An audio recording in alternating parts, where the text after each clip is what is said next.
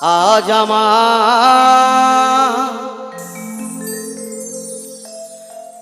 বান্ধব কেহ নাই,